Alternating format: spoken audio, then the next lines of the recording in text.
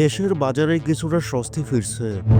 সবজি, আলু এবং পেঁয়াজের দাম কমতে শুরু করলেও বোতলজাত সয়াবিন তেলের সরবরাহ সংকট এখনও কাটেনি। গতকাল শুক্রবার ঢাকার মহাখালী বাজার, তেজগাঁও কলোনি বাজার এবং কারওয়ান বাজার পরিদর্শন এবং ব্যবসায়ীদের সঙ্গে কথা বলে এসব তথ্য জানা যায়।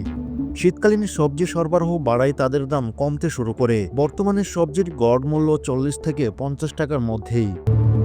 শিমের দাম সপ্তাহে দুয়েক আগে ৮০ থেকে ১০০ টাকা থেকে কমে এখন ৪০ থেকে ৫০ টাকা কেজি বিক্রি করা হয়। শালগম এবং বেগুনের দাম নিম্নমুখী। বর্তমানে শালগম বিক্রি হচ্ছে ৪০ থেকে ৫০ টাকা আর বেগুন ৪০ থেকে ৬০ টাকায়, যা গত সপ্তাহে ছিল যথাক্রমে ৬০ এবং ৮০ টাকার আশেপাশে।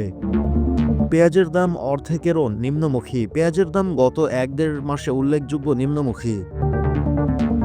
ব্যবসায়ীরা জানান, নতুন পেঁয়াজ বাজারে আসার সঙ্গে সঙ্গে দাম আরও কমতে পারে। বোতলজাত সয়াবিন তেলের সংকট। বোতলজাত সয়াবিন তেলের সরবরাহ পরিস্থিতি এখনও স্বাভাবিক হয়নি।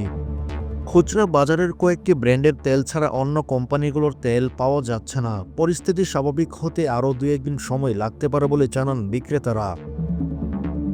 বাজারে প্রায় সব ধরনের চালের দাম বৃদ্ধি পেয়েছে।